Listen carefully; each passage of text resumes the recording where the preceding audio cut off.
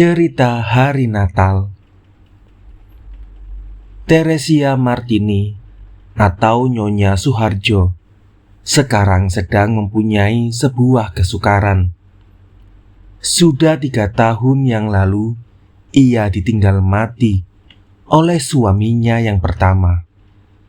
Kemudian seorang duda yang tampan yang bernama Suharjo, Antonius Suharjo, seorang guru sekolah rakyat yang telah mempunyai 4 orang anak, telah datang melamarnya.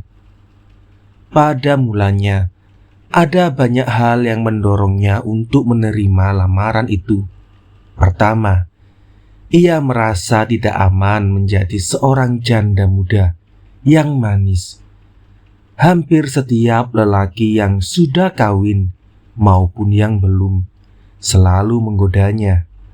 Kedua, Suharjo memang cukup tampan, lebih tampan daripada mendiang suaminya. Ketiga, ia memang ingin kawin lagi. Keempat, dan lain-lain. Bagaimanapun setelah sebulan ia berkenalan dekat dengan Suharjo. Dari sekian banyak alasan untuk mau kawin lagi, tinggal satu saja yang belum muncul, yaitu cinta.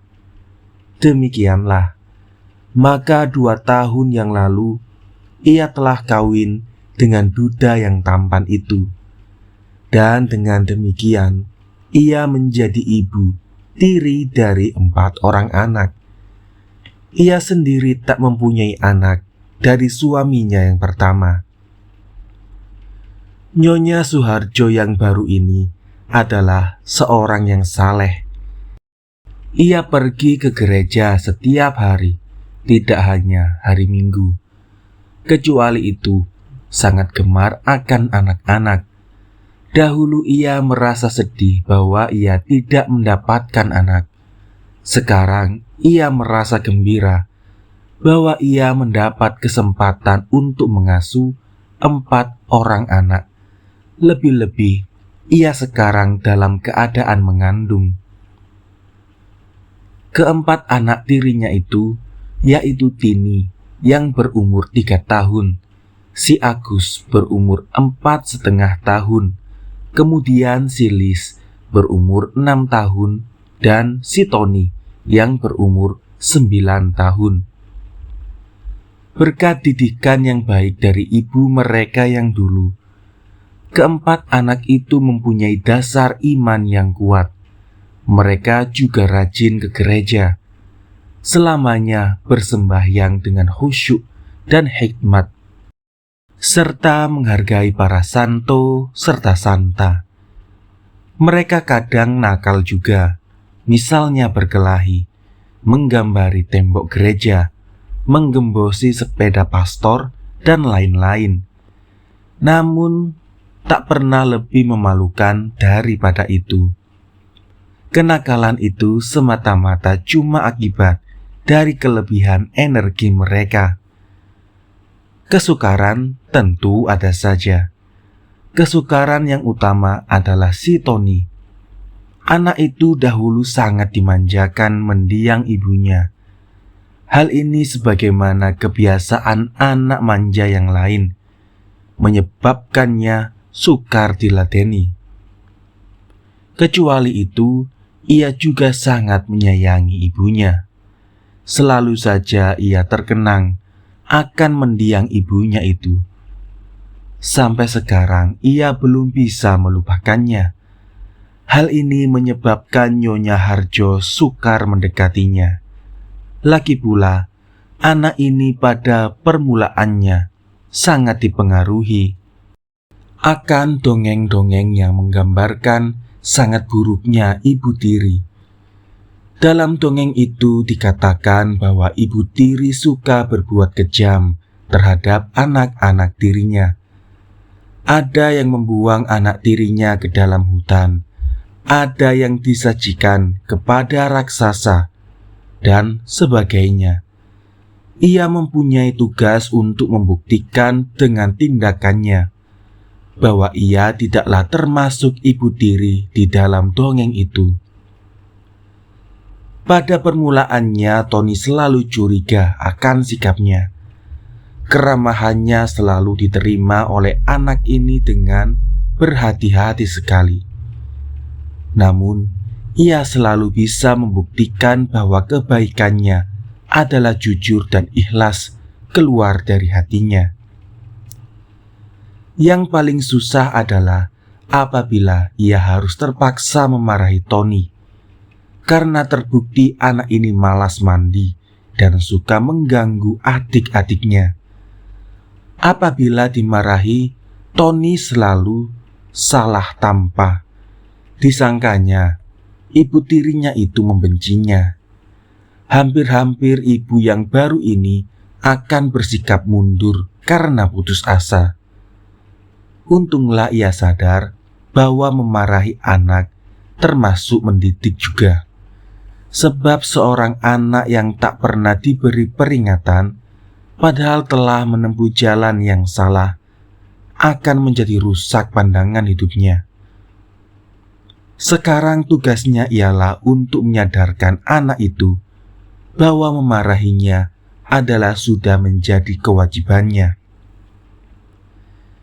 Ia telah berkata kepada anak itu, "Marilah kita sekarang berlaku adil. Apabila kau berbuat nakal, hendaknya harus rela pula menanggung akibatnya, yaitu dimusuhi. Janganlah berbuat nakal kalau enggan dimarahi. Tidak adil bahwa seorang anak bebas berbuat nakal, tetapi tidak mau menanggung hukumannya.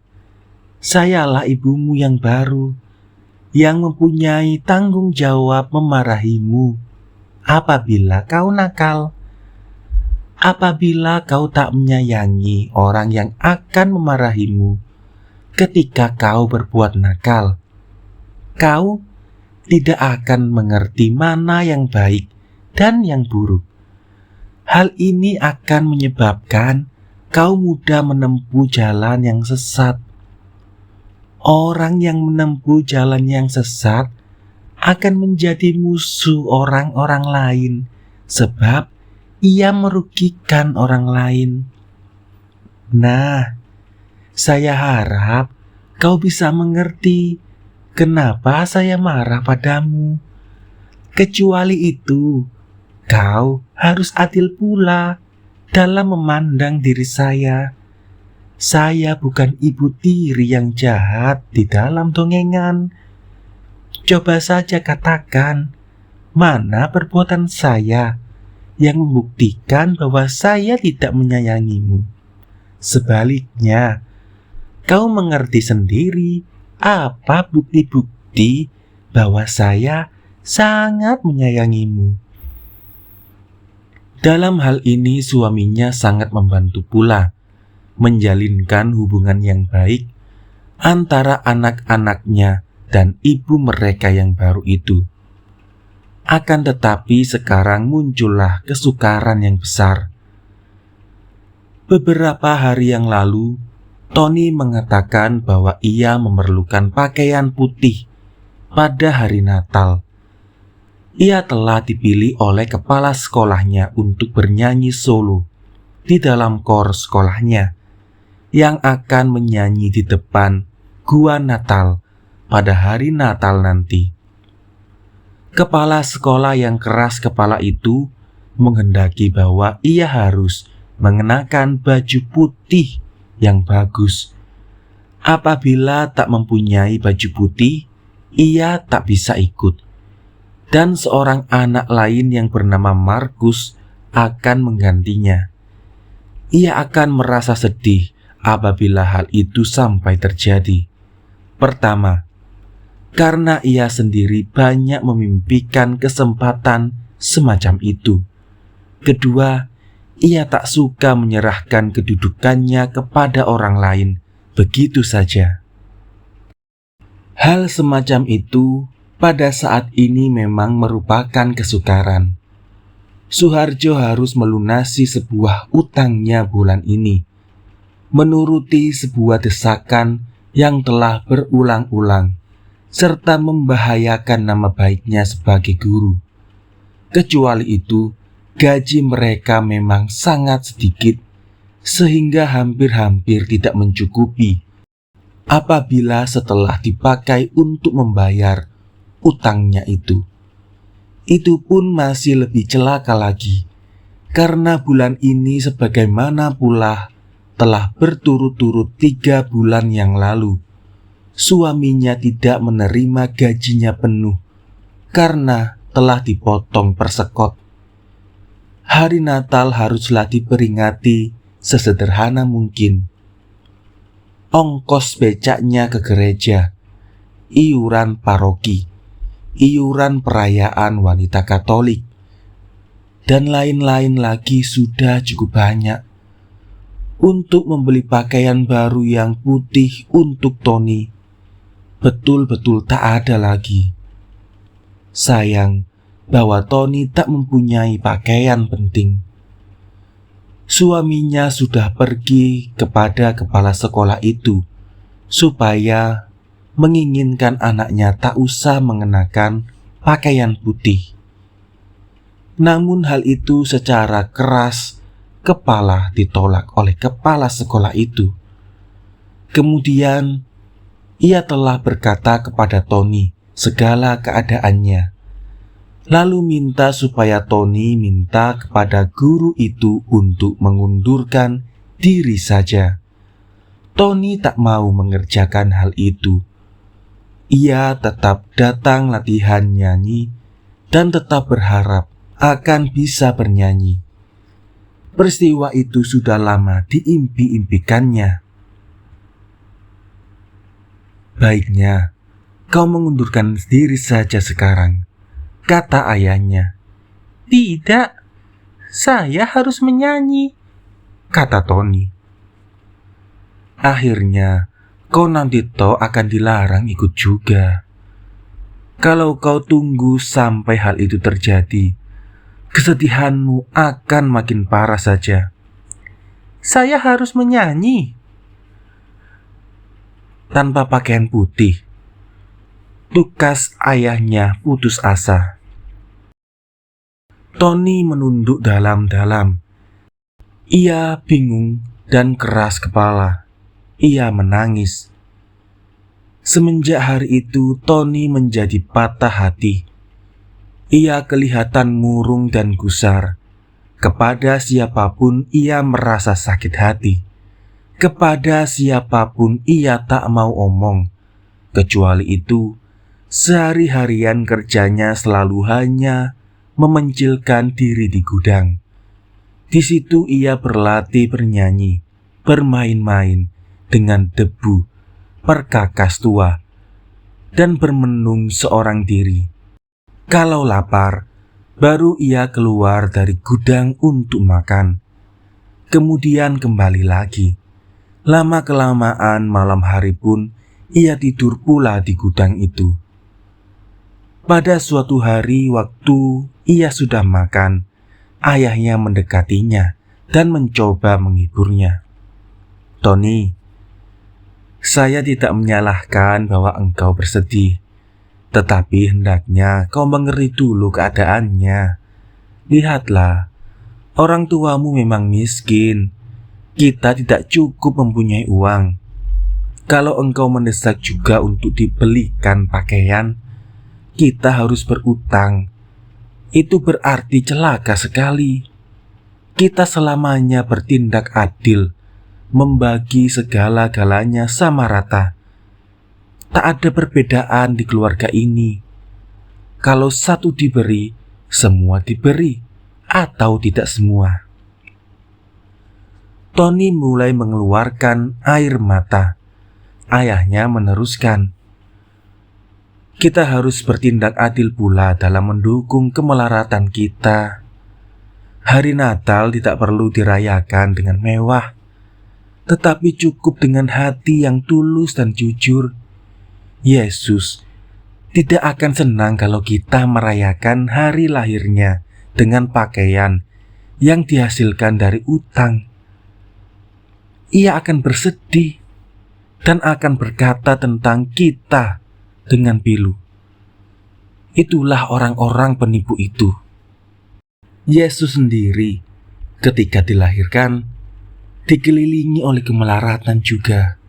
Ia lahir di kandang hewan. Jadi marilah kita merayakan hari Natal nanti dengan pengorbanan. Pengorbananmu barangkali merupakan pengorbanan yang paling besar, tetapi juga yang paling indah. Kau harus mengorbankan kemerduan suaramu. Tony makin menangis terseduh-seduh. Ayahnya berkata lagi, kita akan merayakan hari Natal di dalam hati. Kita juga akan bernyanyi di dalam hati saja. Saya kecewa, raung Tony. Ayahnya memegang bahunya dan bertanya, siapa telah mengecewakan kau? Katakan, siapa? Tini. Tony diam. Agus. Tony diam. Liz. Tony diam. Mama atau papa? Tony tidak bisa berkata apa-apa. Ia meraung sekeras-kerasnya dan lari keluar. Di halaman ia menendang kotak balok keras-keras. Jari kakinya terluka dan berdarah. Kemudian ia berlari pincang ke dalam gudang, mengunci diri di situ, dan menangis sepuas-puasnya. Kelakuan Tony itu sangat menyedihkan ibu tirinya. Meskipun Tony marah kepada semua isi dunia, pada perasaannya, Tony lebih-lebih memarahinya daripada yang lain. Ia merasa bahwa sikap Tony kepadanya kembali lagi diliputi oleh kecurigaan. Barangkali memang sedikit begitu, tetapi ia menerima hal itu dengan diperberat sendiri lagi. Ia merasa seolah protes Tony itu terutama ditujukan kepada dirinya. Pada waktu malam ia sering menengok Tony dari celah-celah dinding papan gudang itu. Ia merasa kasihan mengintip keadaan anak itu. Kadang-kadang ia banyak menyalahkan diri sendiri karena tak bisa berbuat apa-apa untuk menolong dan menghibur anak itu. Anak itu kadang menyanyi lambat-lambat dengan mata yang basah. Kadang duduk termenung memeluk lutut. Kadang-kadang tidur melengkung seperti udang dengan mata yang kesunyian. Pendek kata, anak itu tampak menderita sekali. Pada suatu kali ia pergi mengintip sekali lagi. Ia melihat anak itu sedang menyelesaikan sebuah gua hari Natal.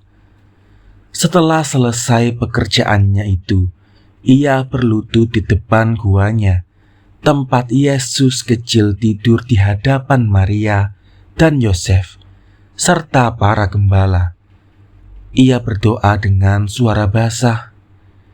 Yesus kecil, kita sudah lama bersahabat bukan? Saya dalam keadaan susah. Saya suka sekali menyanyi untukmu di gereja. Tetapi tak ada orang yang mampu membelikan pakaian putih untuk saya. Apabila saya tak bisa menyanyi untukmu nanti di hari Natal, saya akan merasa sedih sekali. Dahulu waktu ibu masih ada, lain halnya. Ia selalu bisa membelikan apa-apa untuk saya. Ia selalu pergi berdagang ke pasar, dan kalau pulang selalu membawa oleh-oleh untuk saya. Baginya, masalah membelikan pakaian putih tentu tidak menyukarkan. Sekarang ibu saya sudah tidak ada.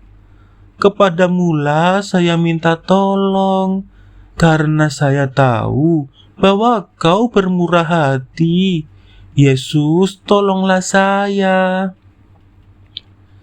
Mendengar doa ini, ibu tiri itu melelehkan air mata. Ia merasa sedih dan sakit hati. Cara Tony membandingkan dirinya dan ibu kandungnya sangat mengiris perasaan ibu tiri yang halus itu. Semalaman ia tak bisa tidur karena gelisah dan bingung.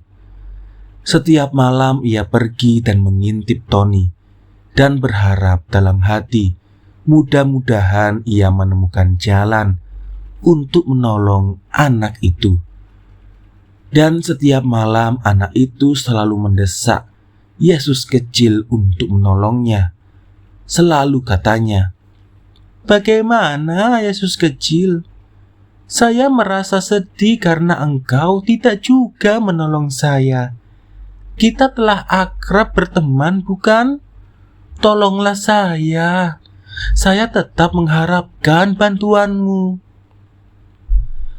Pada suatu hari menjelang malam, Nyonya Suharjo duduk di beranda rumah dengan pikiran yang ruwet. Suaminya belum pulang dari sebuah rapat panitia paroki untuk perayaan hari Natal. 3 hari lagi Natal telah tiba. Jalan keluar untuk menolong Tony belum ada. Anak itu masih saja tetap gelisah dan menderita. Tiba-tiba datanglah loper penatu yang mengantarkan pakaian suaminya. Ia menerima bingkisan pakaiannya dan loper itu segera berangkat pergi karena hari sudah malam. Sedang pakaian yang harus diantar masih banyak juga. Dengan gerakan yang cermat, ia membuka bingkisan pakaian-pakaian itu dan kemudian mengaturnya di dalam lemari. Ia terharu melihat pakaian-pakaian suaminya yang sudah tua-tua itu. Pakaian itu mesti diperlakukan lebih hati-hati supaya bisa tahan agak lama. Tiba-tiba ia berhenti. Terang ini sebuah kekeliruan. Di tumpukan paling bawah ia menemukan satu setel pakaian anak-anak berwarna putih. Ketika diamatinya, ternyata ukurannya sama besar dengan Tony. Ia hampir-hampir tidak percaya kepada nasib, dan kebetulan seperti itu. Kemudian makin diamat-amati, ingatlah ia bahwa ia dulu pernah melihat pakaian itu, yaitu di toko Ginsin. Serta ia ingat pula bahwa seorang profesor di Universitas Gadjah Mada telah membelinya. Ibu tiri yang baik hati terdiam melihat pakaian putih itu. Ia melelehkan air mata. Tiba-tiba muncullah sebuah pikiran ke dalam kepalanya. Keesokan harinya terdengarlah sorak kegirangan di dalam gudang. Waktu Tony bangun, ia menemukan sebuah pakaian putih yang bagus dan tepat betul dengan ukurannya. Di depan gua, di dekat patung Yesus, hampir-hampir ia tidak bisa percaya akan matanya. Air matanya meleleh karena kegirangan. Segera ia berlari menuju ayahnya. "Papa, terima kasih Papa. Mama, terima kasih Mama," katanya sambil menunjukkan pakaian putih itu kepada kedua orang tuanya. Guru Suharjo dan istrinya berpandang-pandang dengan penuh teka-teki. "Apa-apaan ini?" kata Guru Suharjo. "Apa?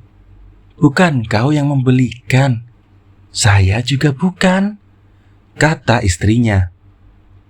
"Tony, "Di mana kau temukan pakaian itu?" tanya ayahnya. Dengan gagap dan juga tak tahu duduk perkaranya, Tony menceritakan bagaimana ia telah menemukan pakaian itu. Semuanya terdiam. Tiba-tiba ibu tirinya berseru, "Barangkali sebuah keajaiban dari Yesus kecil." Barangkali juga, seru Tony. saya banyak berdoa kepadanya. Semua orang melongo. Betulkah begitu? Seluruh isi rumah sudah dikuasai pikirannya oleh keajaiban dari Yesus kecil. Namun seluruh keluarga sudah berjanji merahasiakan hal itu. Tony merasa senang bukan main. Sekarang ia akan bisa menyanyi. Malahan, sekarang Yesus kecil sendiri yang menghendakinya. Ia akan bernyanyi sebaik-baiknya. Pulang dari kerja, Guru Suharjo tampak bahwa pikirannya masih saja dipengaruhi oleh kejadian itu. Sebentar-bentar ia menatap mata istrinya dengan tajam. Akhirnya ia masuk ke kamarnya sambil bertanya kepada istrinya, "Mama, kemarilah sebentar." Keduanya tampak hangat membicarakan sesuatu. Lama juga keduanya terdengar berdebat. Akhirnya terdengar suara Guru Suharjo dengan keras tapi dipelan-pelankan. "Tidak, ini salah. Tidak bisa diteruskan. Saya akan menjelaskannya nanti." Selain itu, Tony tampak semangat betul. Kelakuannya sangat manis dan penuh kegembiraan. Pada waktu makan malam, tak hentinya ia menceritakan kegirangannya. Ketika makan telah selesai, ayahnya segera memerintahkan Tony untuk tinggal, dan ketiga adiknya yang lain pergi tidur. Kemudian ia menarik napas dan berkata, "Tony, marilah kita membicarakan suatu soal seperti orang dewasa. Tony, ternyata pakaian putih itu pakaian anak seorang profesor bahasa Inggris di jalan Bulak Sumur yang telah terselip masuk ke bungkusan penatu papa. Mama secara diam-diam, tanpa setahu papa, meletakkan pakaian itu di depan guamu. Ia ingin sekali menolongmu dari kesedihanmu." Tony menangis terseduh-seduh. Seketika itu juga ibu tirinya pun menangis. Ayah itu meneruskan pembicaraannya dengan tenang. "Saya tidak menyetujui perbuatan Mama. Kepadanya saya berkata bahwa ia sangat dipengaruhi oleh pikiran yang takut. Kalau kau tetap akan mengerti akan maksud baiknya, dan selalu saja mempunyai prasangka yang buruk terhadap dirinya sebagai seorang ibu tiri. Saya berkata bahwa kau berkelakuan aneh dan suram selama beberapa hari itu, bukannya karena kau telah berpatah hati kepadanya.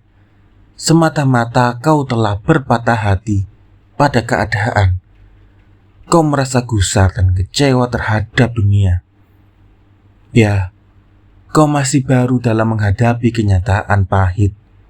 Tony, bagimu sudah datang waktunya untuk belajar berhadapan dan mengenal kenyataan-kenyataan hidup yang lebih pahit daripada impian dan lamunan. Setiap orang akan mengalaminya. Kau agak sulit menghadapi masa semacam ini karena dulu kelewat dimanjakan oleh mendiang ibumu. Ia sangat menyayangimu. Tapi bagaimanapun, kau harus belajar menghadapi kenyataan pahit dalam kehidupan. Saya tak setuju bahwa Mama telah membelokkan kenyataan pahitmu ke dalam impian lagi. Kenyataan harus dihadapi, biar bagaimanapun pahitnya. Saya tak setuju dengan cara Mama menghiburmu. Biarlah kau bersedih, biarlah kau gusar, biarlah kau mengamuk. Tetapi kau toh harus mengerti. Itulah kenyataannya. Saya harap sekarang kau makin mengerti. Pakaian itu setelah kau pakai menyanyi harus dikembalikan. Untuk sementara lamanya, kedua orang itu terus-menerus terseduh-seduh. Akhirnya, Tony berhenti dan menuju ibu tirinya. Katanya, Mama, berhentilah menangis. Engkau memang baik hati. Berhentilah menangis. ibu tiri itu makin menangis. Namun, sekarang karena bahagia dan terharu,